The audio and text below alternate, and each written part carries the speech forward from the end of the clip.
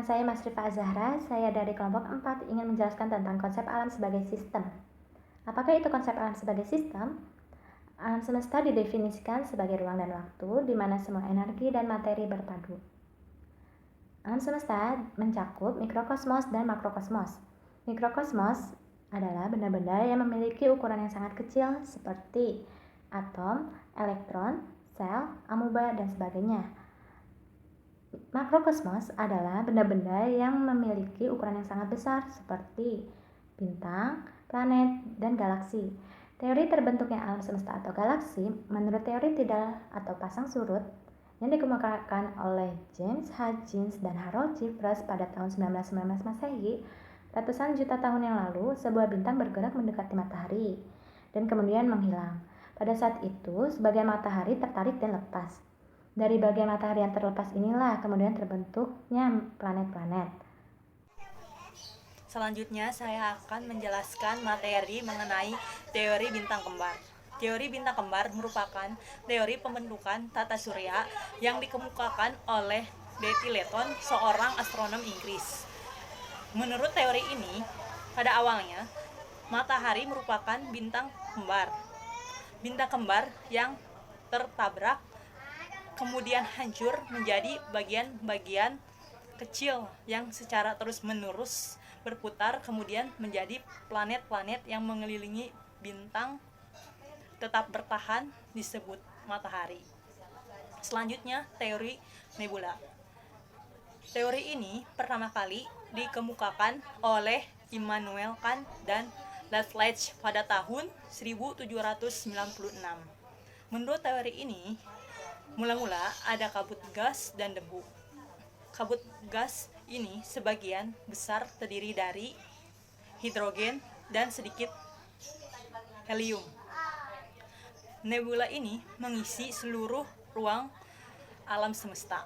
Karena proses pendinginan dapat dibayangkan bahwa berdasarkan teori ini, planet Saturnus yang dikelilingi oleh cincin Saturnus itulah merupakan bakal satelitnya.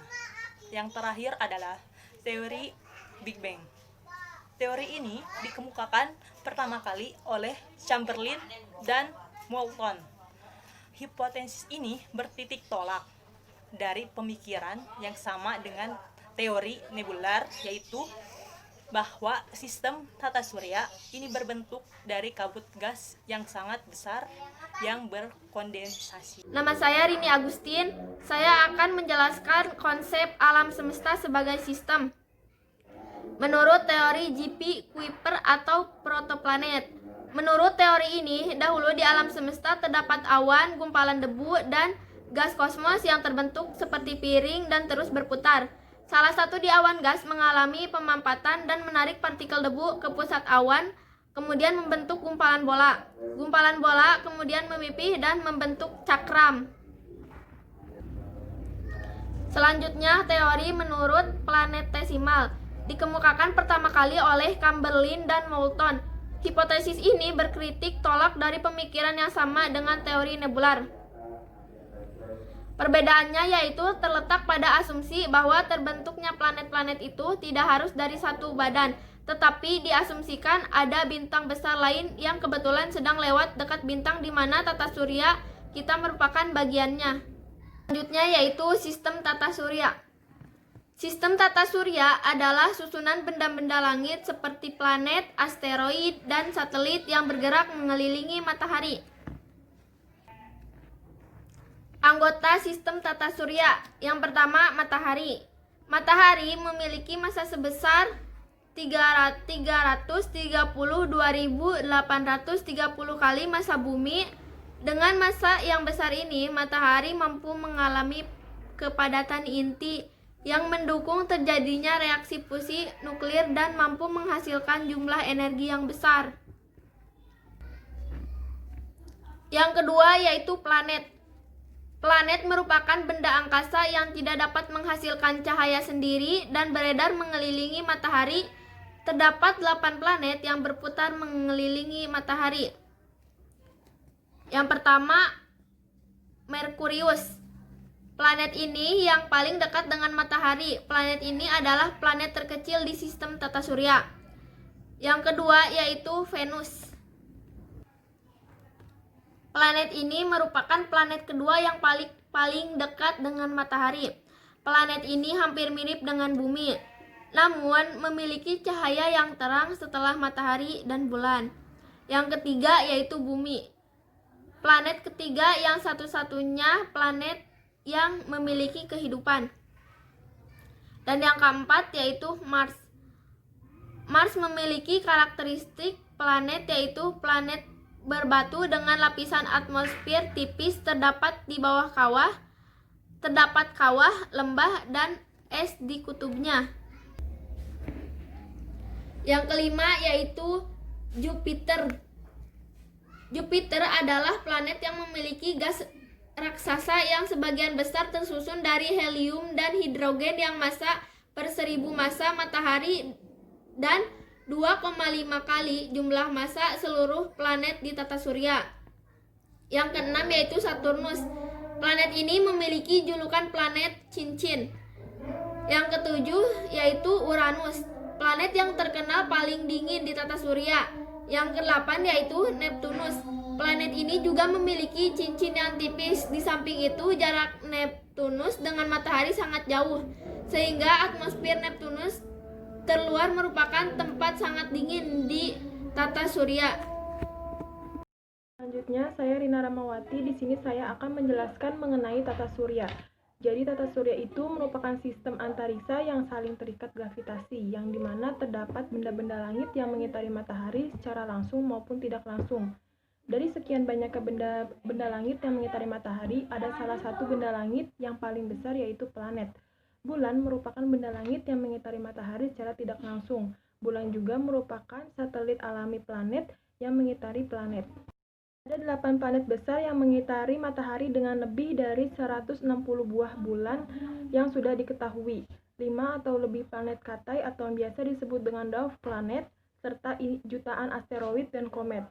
Secara bersama-sama, semua benda langit ini membentuk tata surya yang menempati ruang angkasa dengan diameter 15 triliun kilometer. Bagian yang terdekat dengan matahari adalah bagian sistem yang berbentuk piringan yang dimana seluruh planet ini berada pada bagian ini. Pada daerah yang lainnya yang jauh dari matahari, terdapat awan Oort, yakni daerah berbentuk bola yang menjadi tempat kehidupan komet.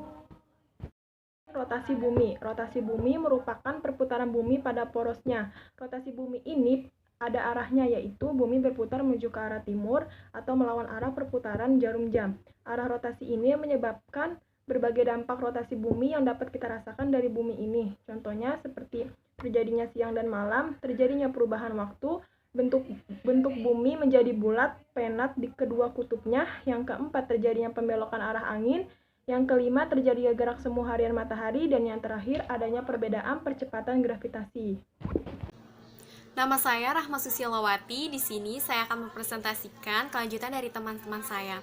Di sini saya akan menjelaskan tentang struktur alam semesta, yang dimana dibedakan menjadi 3. Yang pertama itu ada alam mikro, yang kedua ada alam makro, dan yang ketiga ada alam super makro. Jadi yang pertama itu ada yang namanya alam mikro.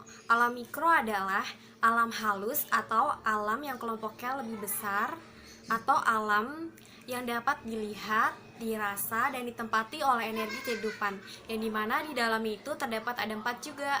Yang pertama itu ada atom, yang kedua ada molekul anorganik yang di dalamnya ada protein dan karbohidrat, yang ketiga itu ada sel organik yang di dalamnya ada protosel, dan yang keempat itu protoplasma, yang dimana protoplasma adalah sel jaringan pembentuk dari sistem organ.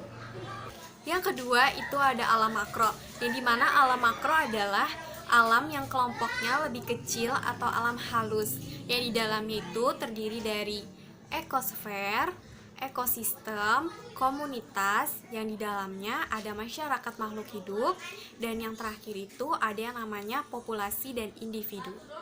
Yang ketiga itu ada alam super makro, yang dimana alam super makro itu adalah alam semesta yang besar atau jagat raya, yang terdiri dari mikro dan makro. Nah, yang di dalam alam super makro itu ada nebula dan galaksi. Sekian Sekian dari kelompok saya, kelompok 5. Kurang lebihnya mohon maaf apabila ada kesalahan dalam presentasi atau berbicara, tolong dimaklumi. Terima kasih. Wassalamualaikum warahmatullahi wabarakatuh.